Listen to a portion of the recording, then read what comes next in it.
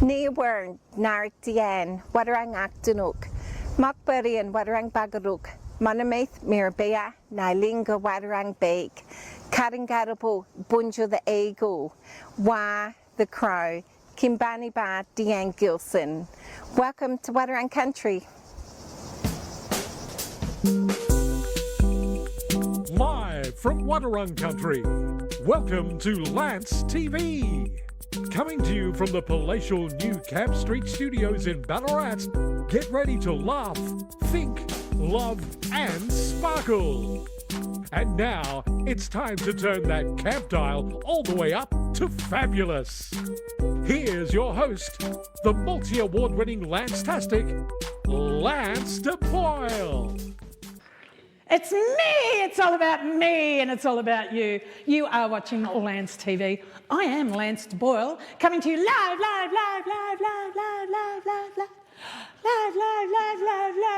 from Ballarat, Wadarang Country here, the resting place of Bunjil the Eagle. Welcome to the show. We are live, so anything is possible, trust me. So pull up a drink and take a sip on your nearest sofa. Let's sit down. Let's talk about the week that was.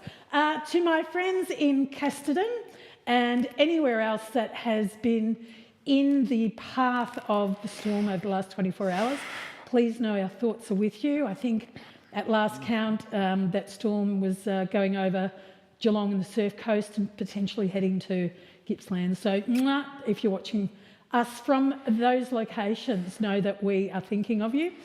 Ironically, I was looking at the weather report today and it looks as though that Tuesday, in Ballarat at least, is going to be clear and 27. So that's pretty exciting. That's a taste of things to come, I think, over recent weeks. I have been seeing the occasional dragonfly, quite a large dragonfly. And after living up north, I've learned that when you start to see dragonflies, it's usually a sign that the weather is turning. So you'll probably see them around this end and you'll probably see them around towards kind of mid-autumn you might see them as well, and that's that change in the weather again. Isn't that exciting? Aren't you glad you tuned in? Without further ado, I would like to bring up this slide and ask you the following question. What do these three books have in common? Go on, guess. Guess, I bet you can't. I bet you're waiting for me to tell you. All right, I will. The covers of those three books were designed by tonight's guest, the one, the only, Cathy Larsen. Okay.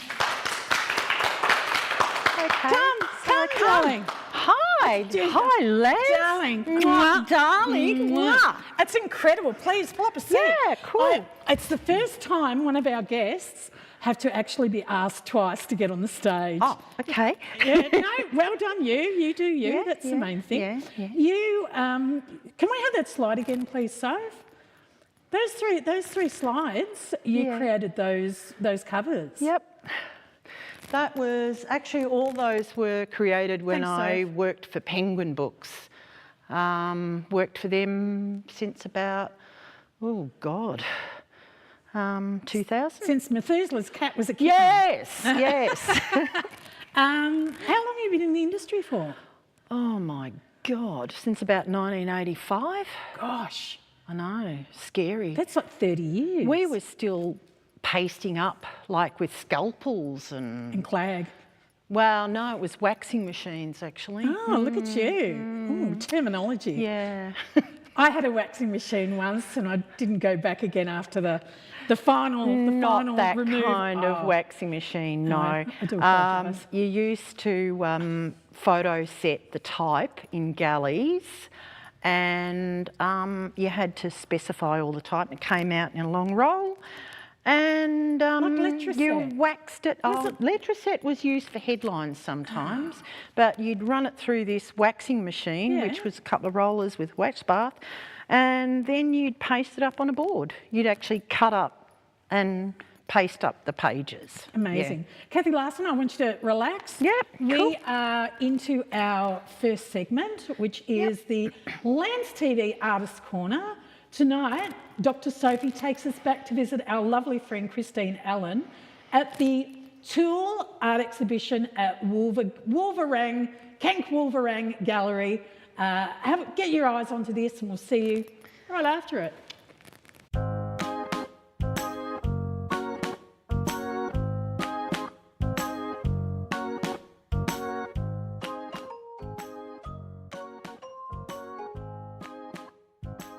I had in my mind to do a tool exhibition probably about 5 years ago, really, because I just think tools are amazing. They're just, especially old tools that you find in sheds that you don't even know that you've got. And I just have really fond memories of being a kid and walking into my grandpa's shed and finding all these weird old tools and not knowing what they did, but thinking they looked really cool. And my dad's shed also, he was like a DIY person. There was a lot of old kind of tools in his shed too. So I don't know, I suppose I've always been fascinated by tools because they have so much character and they also just look amazing. And so there were basically people I knew and local artists and also friends.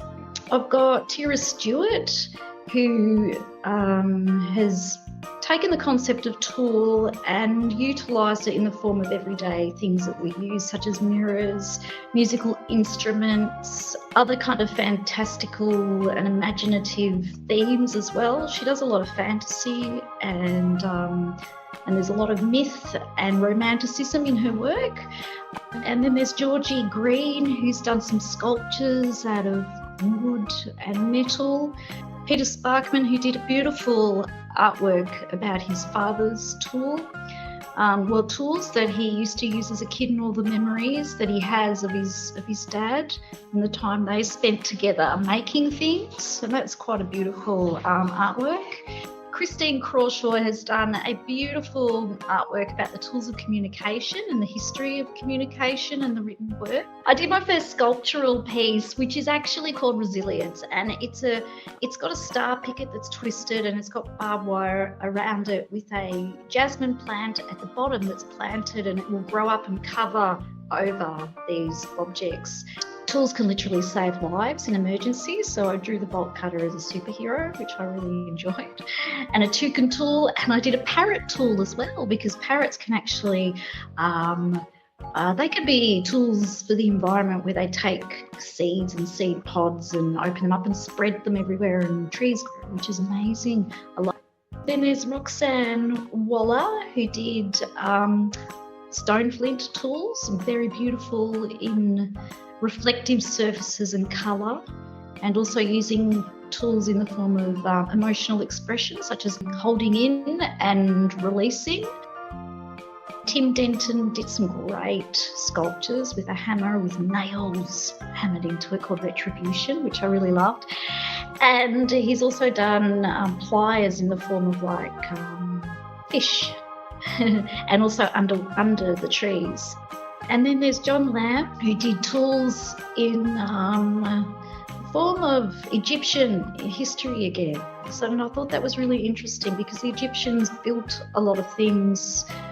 Amanda Weston has done an ode to Kank Wolverang Records, where the actual exhibition is, and she's actually used tools of music, so a turntable.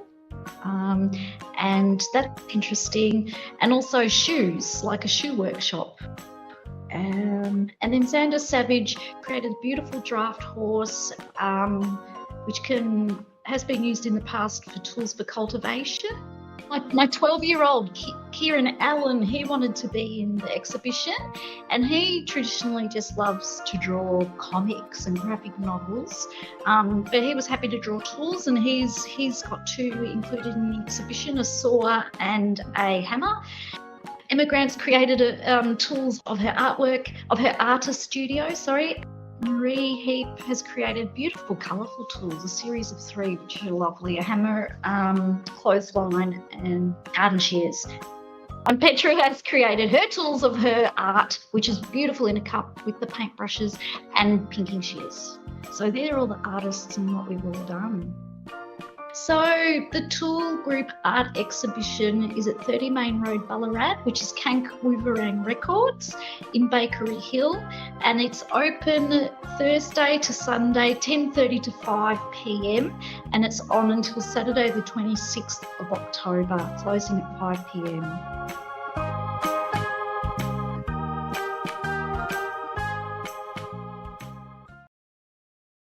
Kath, we're on Facebook. Oh, And hello. Facebook usually means I get to look in the phone and see who's posting things. Andrew Bell is in the thread. Oh my goodness. Hello, Andrew. Great to look straight down your camera Hi, there. Andrew. There you go.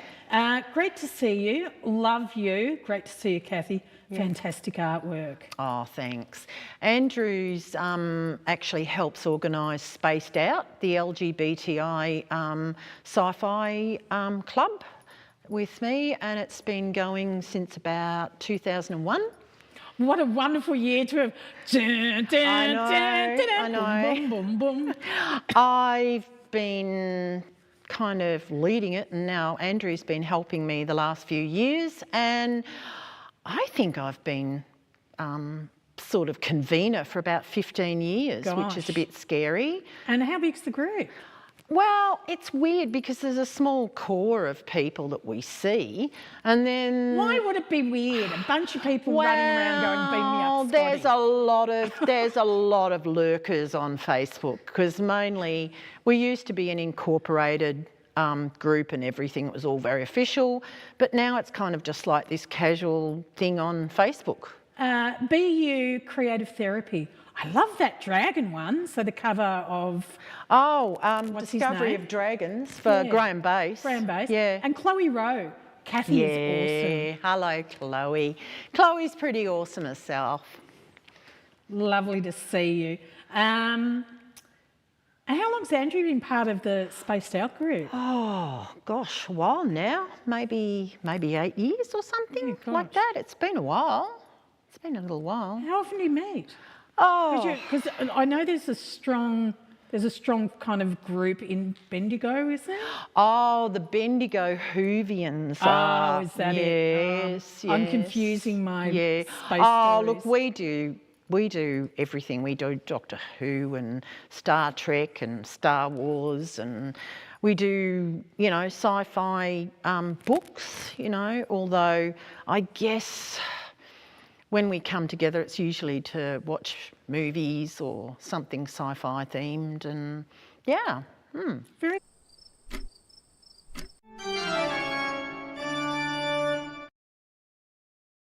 Welcome back. You're watching Lance TV. I am Lance de Boyle. I've got a frog in my throat. It's not that easy being green. Shut up. Thank you very much. Welcome back. I'm here with the lovely Cathy Larsen. Yep. Cathy, we're about to start the interview. Are you ready? I guess I better be. Is that consent? Yes. Fantastic. Cool. Stand aside. Cathy Larsen, where were you born? Oh my God. Many, many moons ago in the Jurassic period in Rockhampton, Queensland. In Rocky? But I never lived there, no. Oh, so you were born in Rocky. Where were you raised? Actually, all over Australia. It's a bit of a Clermont, Caboolture and Longreach, central western Queensland. And then we moved to Armidale, New South Wales, which was fabulous. It's like the promised land after Longreach. Oh, shit. And then Mildura. So what, you come from a family of gypsies? Pretty much second generation gypsy, actually, because my mother had like 9 primary schools. Her father was a country police sergeant. Oh, wow.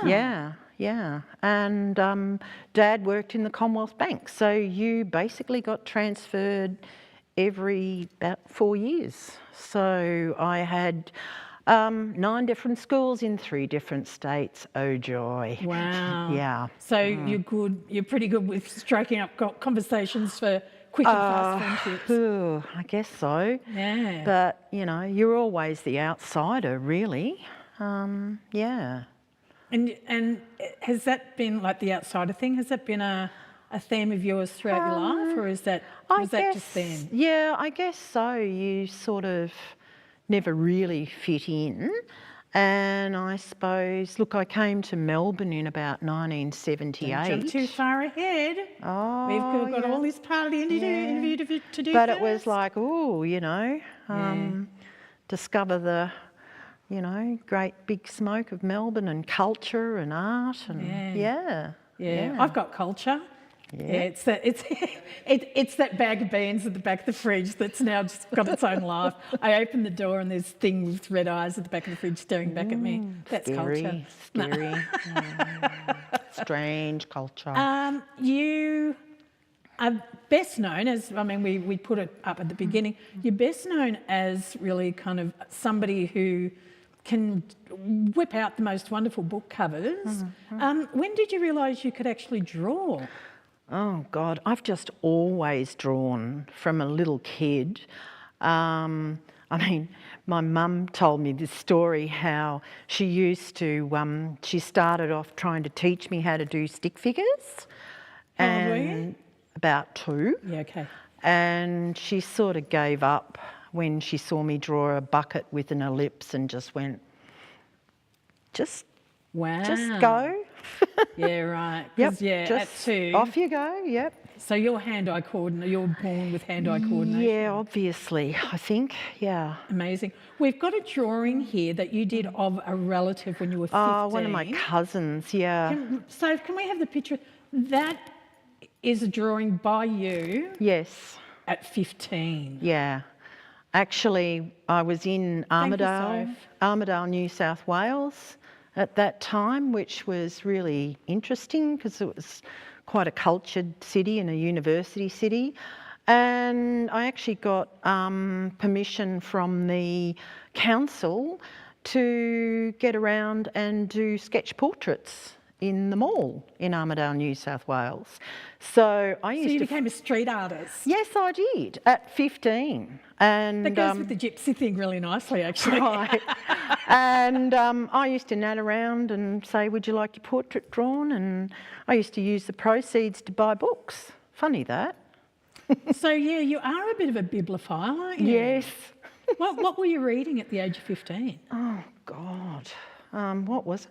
Herman Hesse? Oh, Lord, that's pretty heavy-duty stuff. I know.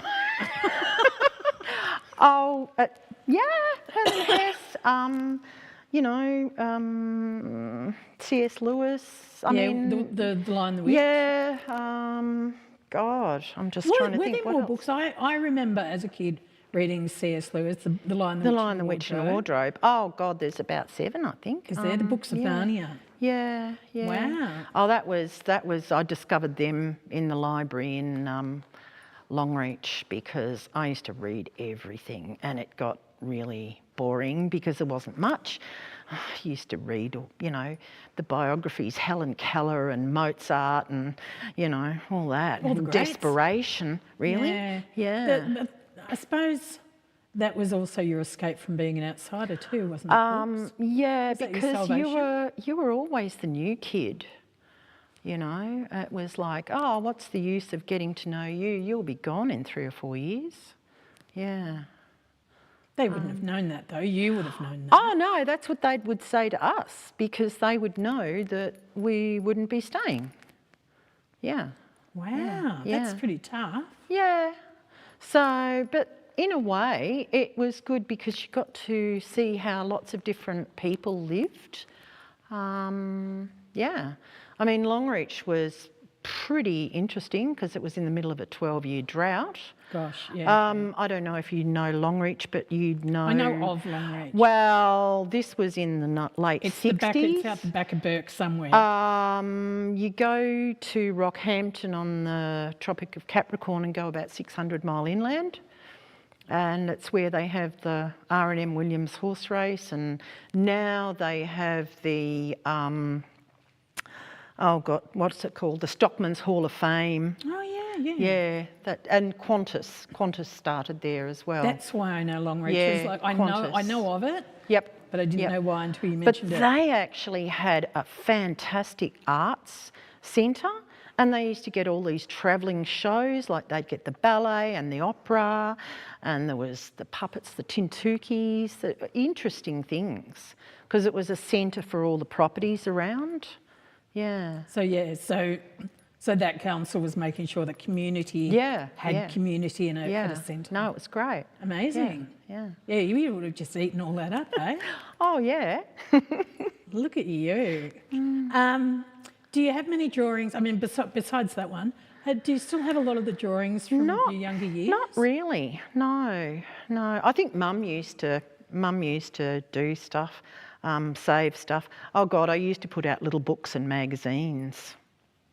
I used to love growing plants. You were an early zine maker. I used to actually make a little magazine when I was about 8 called The Weekly Flower. Nice. What did it have a crossword puzzle?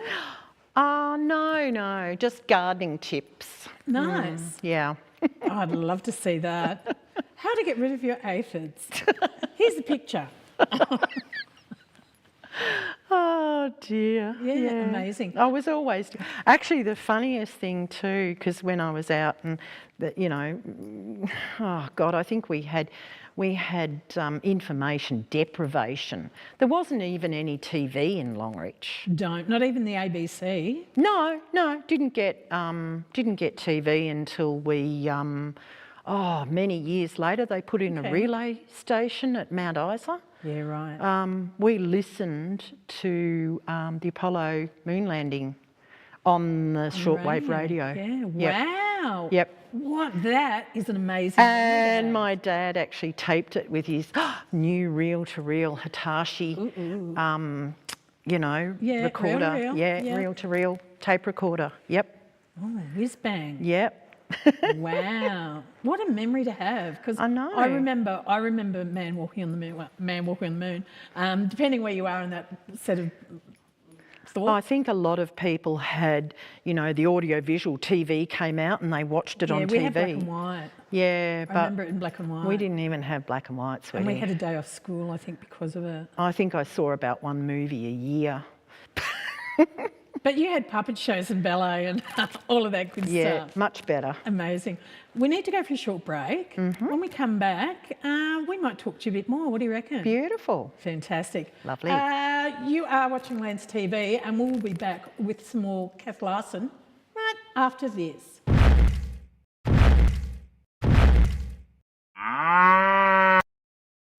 Andrew Bell. Love you, Cathy. What were your history of the HIV/AIDS community? Oh my goodness. Is that something we're talking about here? Hang on. Yeah. I don't want to double up on something. No, not really.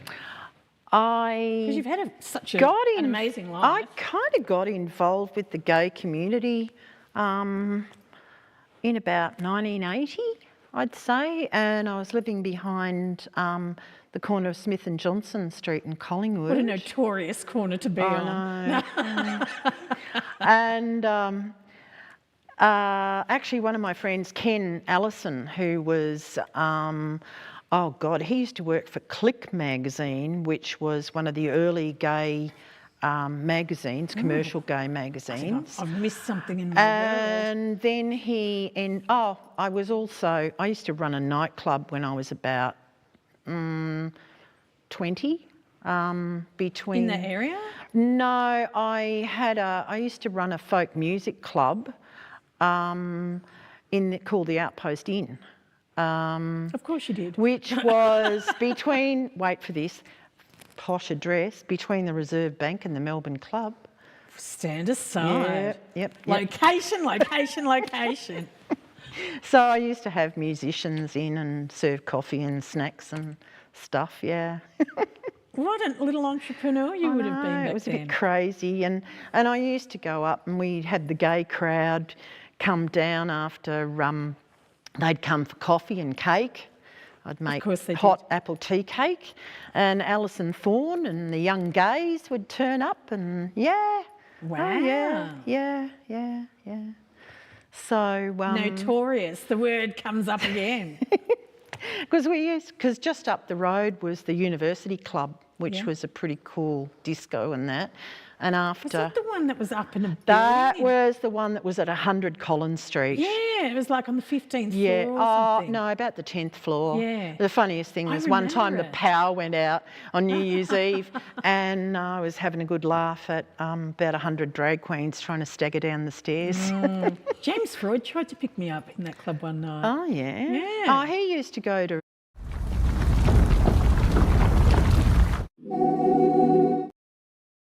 Welcome back. You're watching Lance TV. I am Lance de Boyle, and you are Cathy Larsen. Cathy Larsen. I know. Fancy seeing you here, Kath. Nice to be here. World of art, visual Yes, art. yes. You found yourself at Swinburne University. Yep. Where you completed a Bachelor of Bachelor Graphic Art. of, graphic design. Is that about the same time you had your little soiree spot going, the folk club? Oh, no, this Different was, that was in about, that was probably in about probably I don't know, before 1980. Yeah, right. Yeah. Before memory was invented. So Bachelor of Graphic Art. Yeah.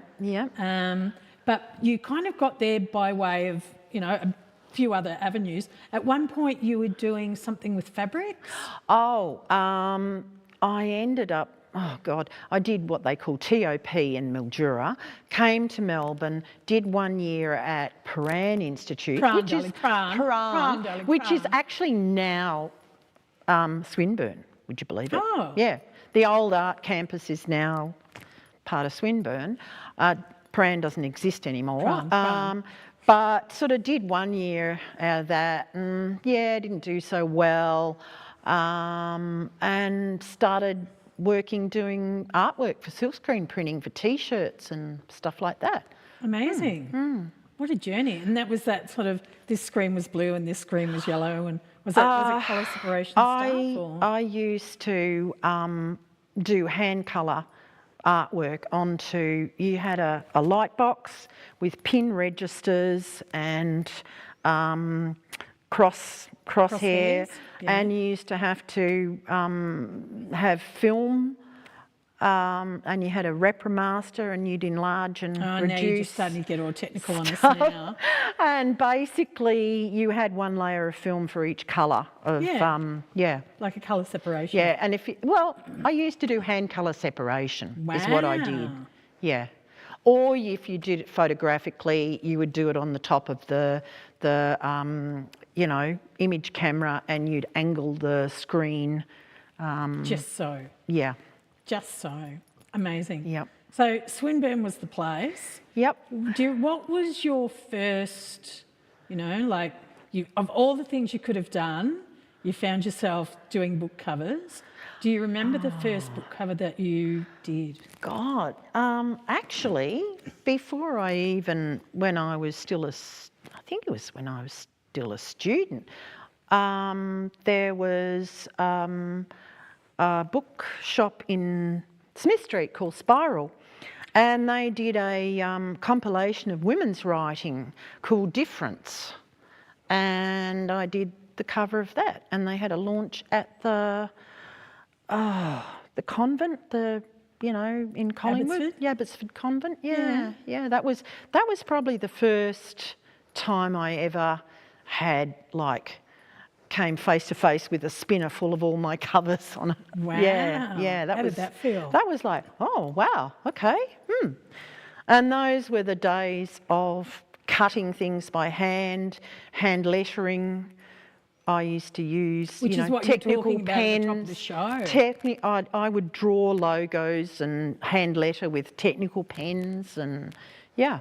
Did you have one of those special ruler, I don't know, they're that weird shaped sort of ruler. Oh, you're talking about French curves. Yeah, did you have one of those? Yes, I'm mystified did. by that type of ruler. Yeah. I don't have one. I can't. I would draw. But they're almost sort of triangular with a sort of a round bit at the top. And you kind of you know, figure out which curve you need, and then sort of the technical pen rotarings. Yeah, do they still make those? Yeah, they do actually. Actually, the hardest thing I did was Graham Bass had a book called The Waterhole, and some crazy person at Penguin had an idea to make a colouring book out of it. And I ended up rendering all his artwork in about 5 different thicknesses of pens. Wow. It was a bit crazy, yeah. So he supplied the artwork, and then you had to make it so it would work as a colouring book. Which was a bit insane, actually. The level of detail was crazy. Yeah. It was probably a colouring book for extremely anally retentive people, I would say. Right. Yeah. But I mean, his works, his visuals. Yeah. Anyway, like they're just like the context and the detail within them are amazing. Anyway, standalone. Well, I worked on quite a few of his. That Discovery of Dragons was one of them. Yeah. Out of all the book covers that you've done, you know, like past, present, probably whatever's down the road, what has been your most favourite book to date? Like where you looked and just went, you know what, that right now is my opus. I think well, it's actually not just one book, it's a series. Well, she's quite famous and she's a friend of mine, Isabel Carmody. Do we have something? I've got, oh gosh, there's, one of hers. That's one of hers. It's the Ober Newton Chronicles. Let's go here. No. There we go. Yeah. Oh, I would have been better off just staying in my chair. There we go. But that's it. That's your artwork. Yeah. And well, that's a combination. Is that like? I want to know your process. Like, what was the process? You actually have to come up with a concept. With a one-eyed cat. Well, that's one of the characters in the book. But I kept these thoughts to myself. Yeah.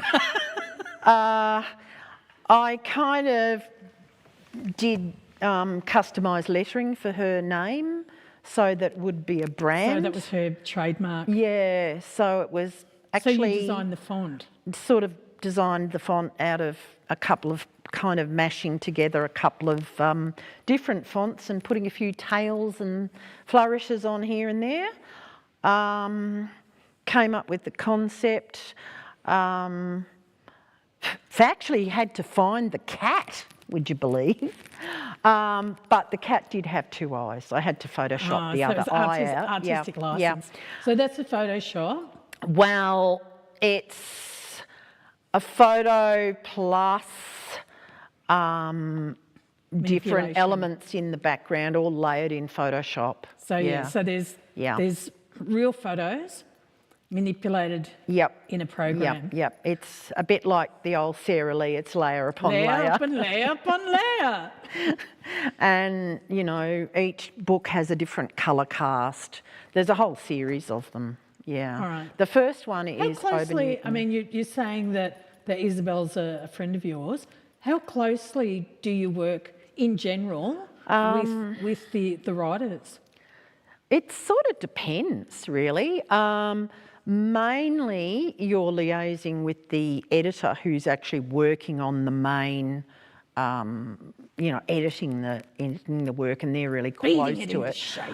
Well, an editor has got an incredibly important job, but they kind of are a bit invisible. But I've seen editors like completely transform and really actually the other one,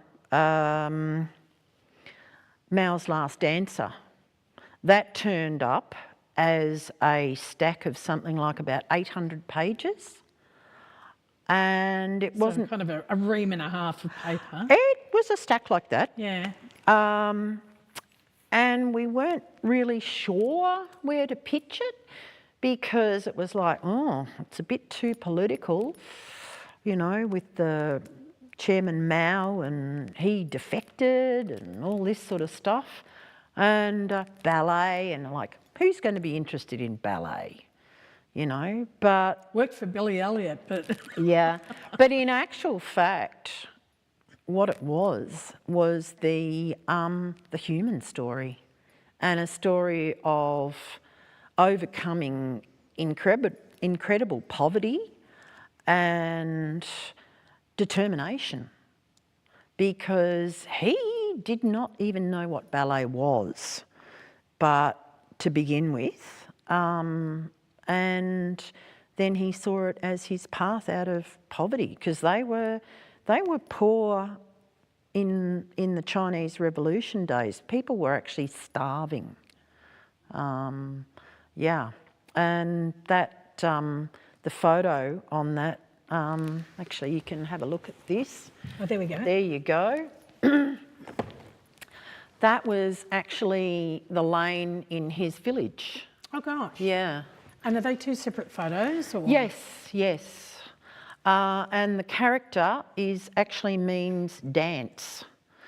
This one, this red. Yeah, the red character is to dance. You're just doing that now on purpose, Soph. And what? And that was actually the photo of him as a child was when he first went to Beijing.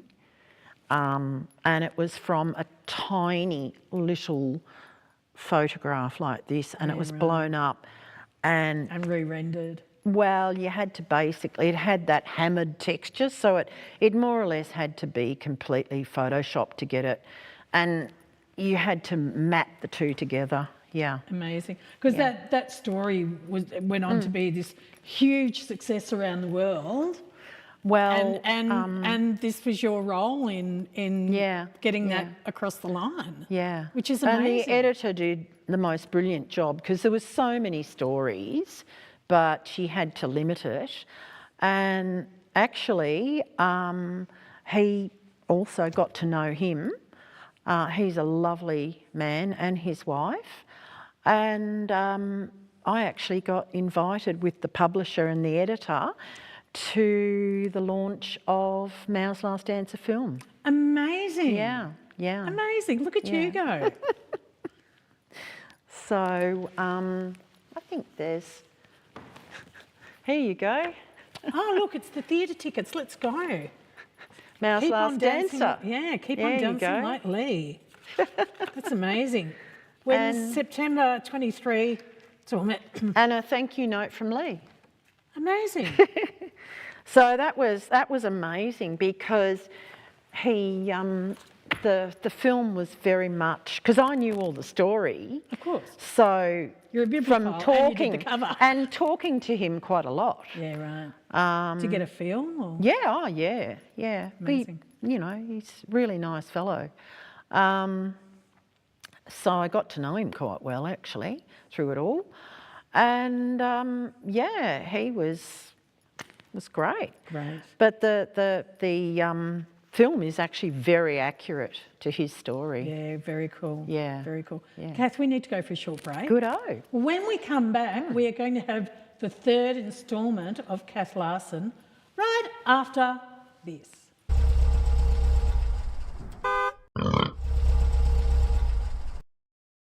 I don't know. Have I? Andrew Bell, fantastic work. Always great artwork. Thank you, Andrew. He's my good mate. Yeah, he seems to know a lot of people I know, but I don't know. Andrew, have you and I ever met? I don't think we've. I think you have. You've met at Chillout with me. Really? Yeah, because he's gone up and stayed with me when I lived in Daylesford. Yeah. Yeah, he came and stayed with me, and we went to Chillout together. Because I know he was a mate of my good friend Debbie Voigt. Yes. Who passed away last year. Yeah, that's very sad. Socks. Very sad. Yeah, well, it was a quick game, so yeah, in the scheme of things. But yeah, so Andrew Bell has has turned up my peripheral. Yeah. He actually works for Bentley Systems and does help. Look at us talking about you, Andrew, while you're not in the room. Go, Kath, go.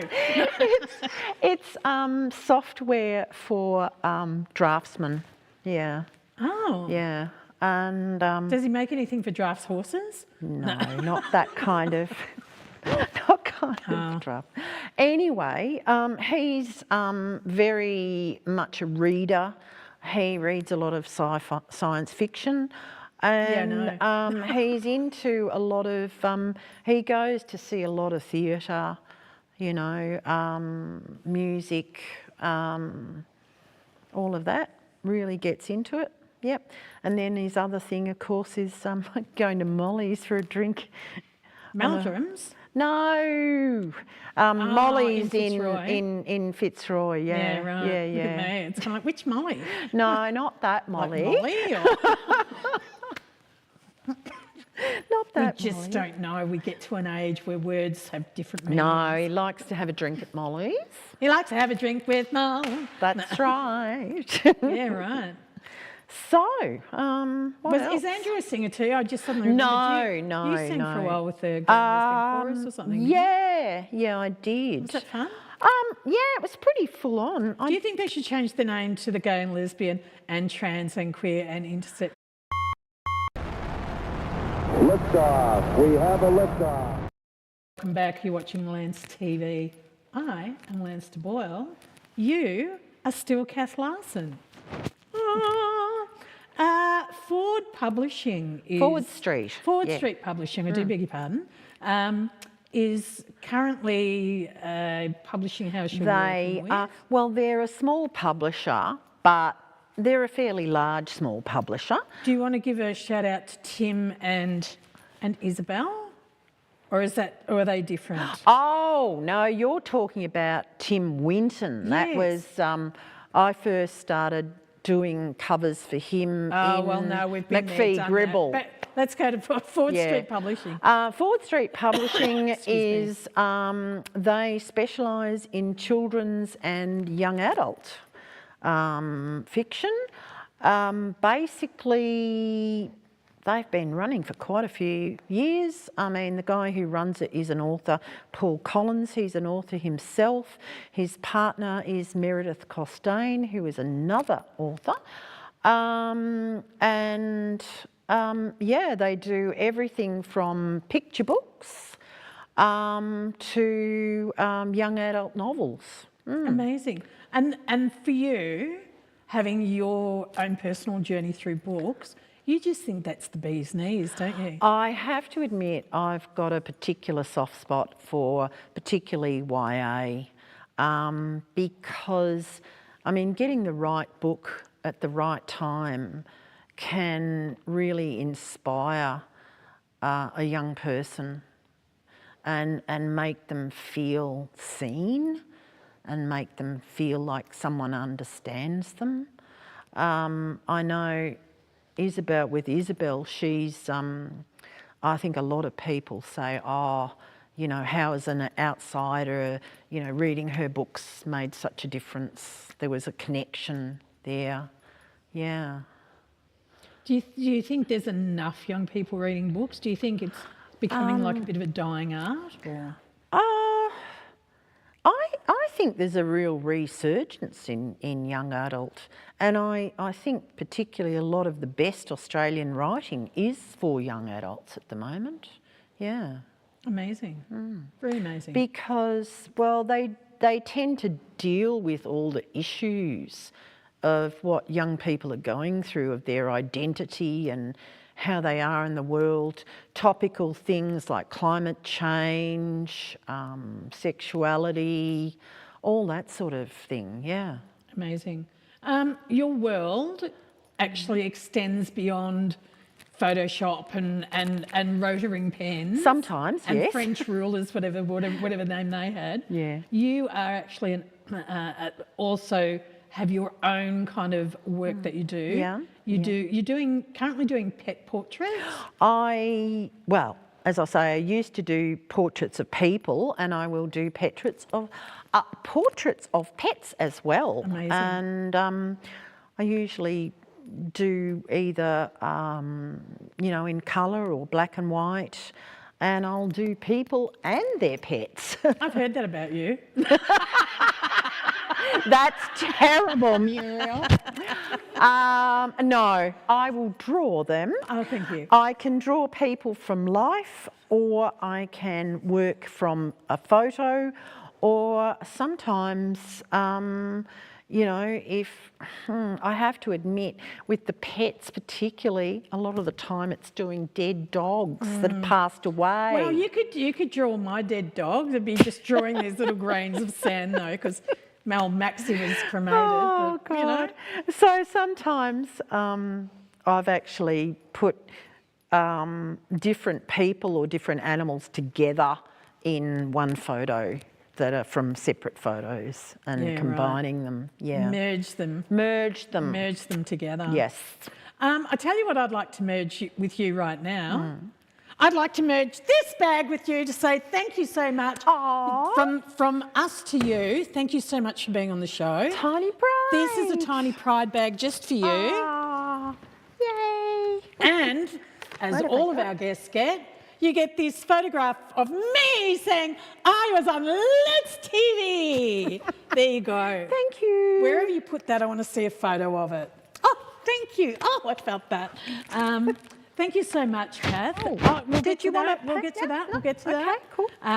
Because we are starting to run out of time. Good. We do need to go for another short break. But thank you so much for sharing such, I mean, it was definitely selected highlights of your life. It's a bit crazy. It's all over the place. Well, you know, at least it's somewhere. We will be back right after this with some more Lance TV. Thanks for having us. Thanks for being here. And that was our interview with the very wonderful Cathy Larsen. If you'd like to reach out to Cathy, you can do so via Instagram at the handle cat_Larsen. Lance TV will be back right after this. Hello, Facebook. Hayden Young, Graham Bass's wife, was my graphics teacher at high school. Oh my as it goodness. happens. Small world. She was actually quite talented too. And it's crazy, if I hadn't gone to, because Graham Bass and I are about the same age, and if I hadn't gone to Prahran first, if I'd gone to Swinburne first, we would have been in the same class. Oh, wow. Yeah, it's weird, isn't it? No, wow, sometimes the thing's meant to be. And hello, Hayden, lovely to see you in the thread. Graham Bell, draftsman. Well, what did he is, well, that's just what went he said. half draftsman. Half draftsman, okay. Chloe Rowe, Cathy, what is your most favourite sci-fi movie? Oh my goodness. I'll have to think about that one. Sci-fi movie. Oh Lord. It's all right, we'll just sit here on our Facebook. Sorry. Oh God, my favourite author would be Ursula Le Guin. No, sci-fi movie. No, I know, but there is a movie that was made of hers, Lathe of Heaven. Oh. How old's that? Oh, it's pretty old. It's pretty I old. liked Metropolis. I think Metropolis and Well, that's really old. That's Fritz Lang. That's Hello, super. we don't even have sound yet. Yes. But I thought that was good.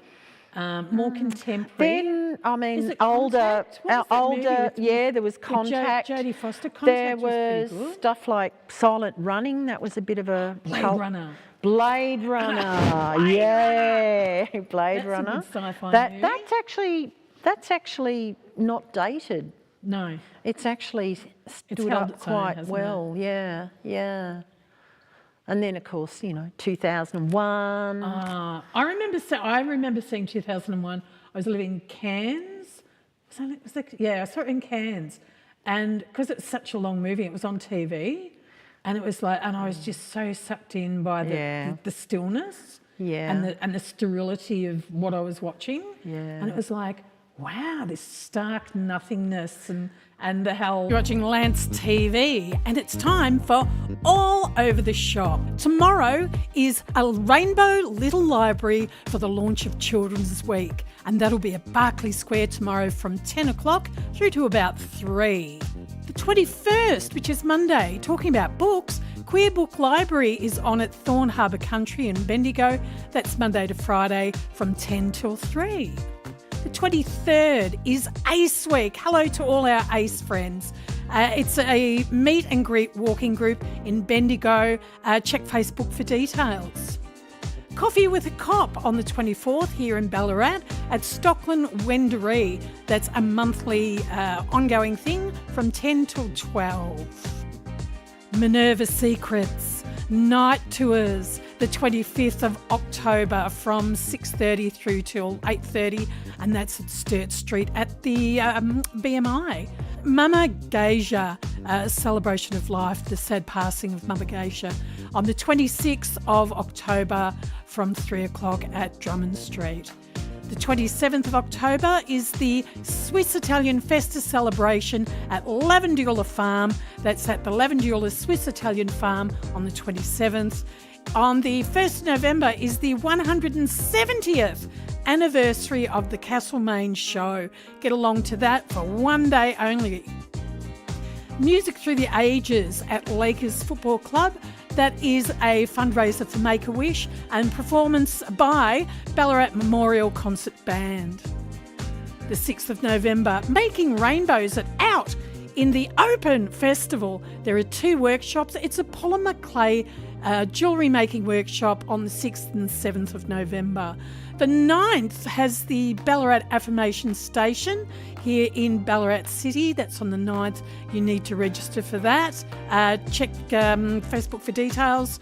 On the 10th of November, Barefoot Bowls fundraiser for new theatre equipment for the Daylesford Hospital there, and that'll be at the Daylesford Bowling Club.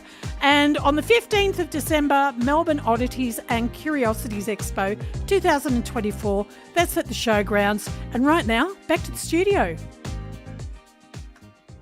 Alien guy. Oh, we're talking about Galaxy Quest. In the thread during Facebook, Chloe Rowe had put what was Cathy's favourite sci-fi movie, and we kind of did those bits. But then during the break, it was like, oh yeah, Galaxy Quest. So we kind of went off on a what was his name? Rickman? Alan Rickman. Alan Rickman, who was also in that wonderful story by that hideous woman. Oh, yes, the Harry Potter. Yeah. Snape. No, Snape. So, well, we just call him Snape. We don't need to do the franchise thing. Snape. So we are in the throes of the show. If you've tuned in to watch Bent TV, this isn't it, but don't go away. It will be appearing shortly. You're currently watching Lance TV.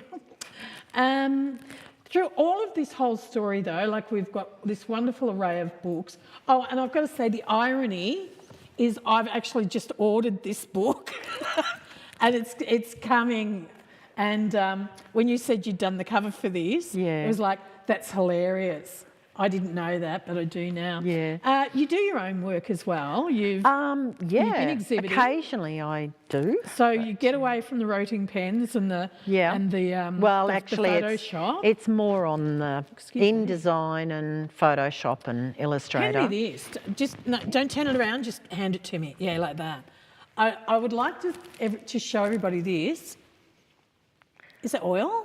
No, it's acrylic. Acrylic. Yeah, yeah. Have a look at this. This is through the mystical eyes and hands of one Cathy Larsen. Well, that was done for... I like the way you looked at me then when I went, Catherine, you were like, what? No. That's what my mother used to call me, yes.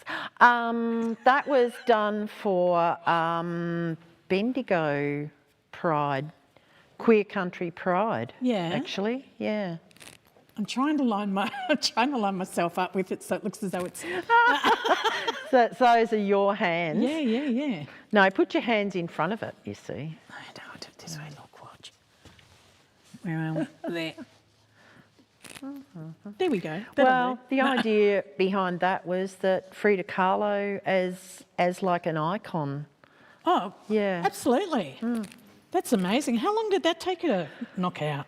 Oh, about 3 days. Really? Yeah. But, like, I'm talking 3 days of 20 hours. Yeah, right. I shall do nothing today except mix these colours and go. Yeah, that's right. Do you do that often? Like, what sort of state are you in when you go, I'm just going to paint this for 3 days? I just keep on going. I have been known, actually the longest I've been known to stay awake and working was 47 hours. What'd you do that for?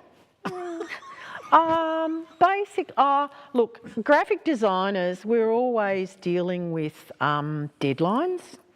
So the amount of all-nighters that I had pulled, I couldn't count. Yeah, right. Yeah. It's like you didn't matter what you did, you just had to get it in by that deadline.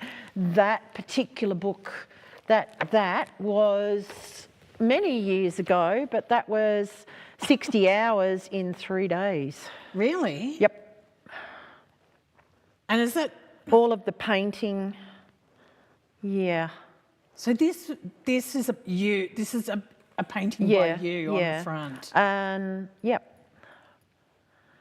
Not Photoshop? That was Photoshop later? This is really old. That's really old. So this that's all is painted. You painting? Yeah, because How big was the canvas?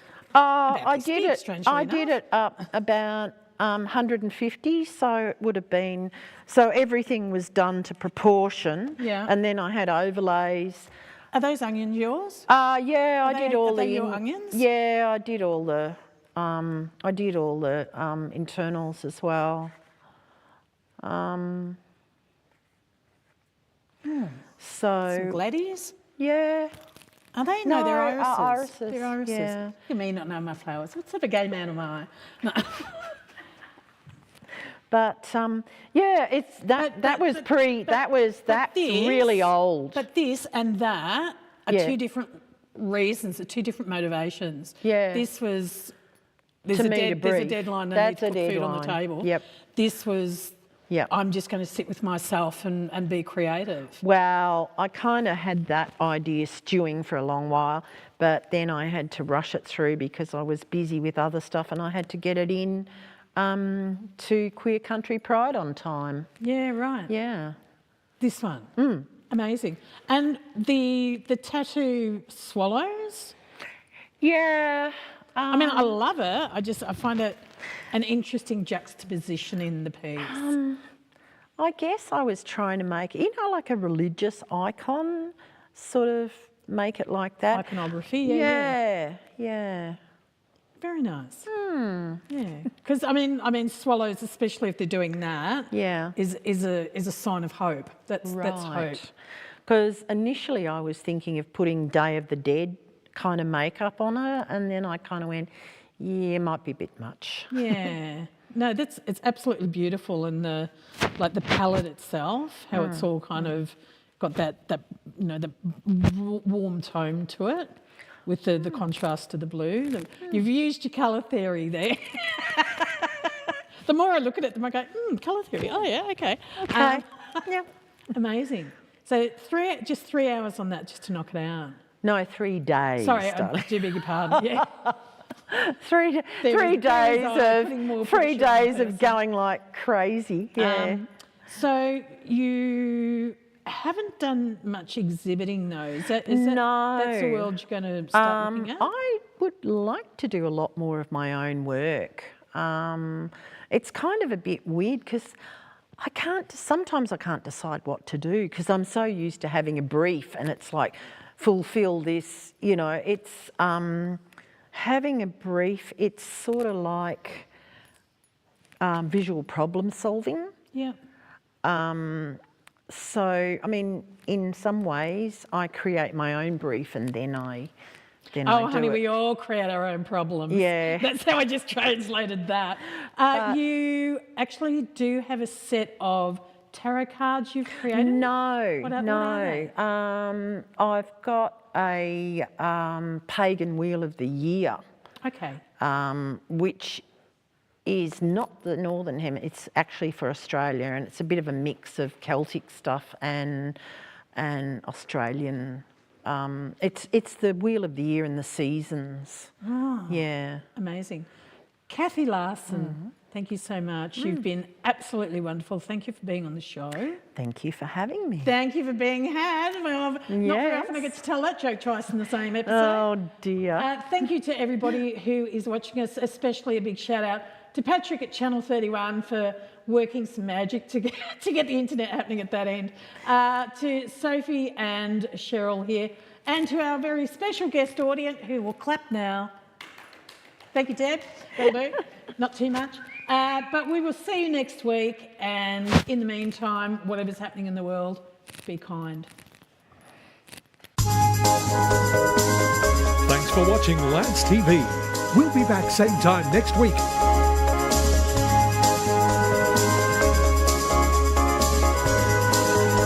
Lance TV is made possible through funding from the Community Broadcasting Foundation. I'm voiceover guy Randall Smith. See you next time.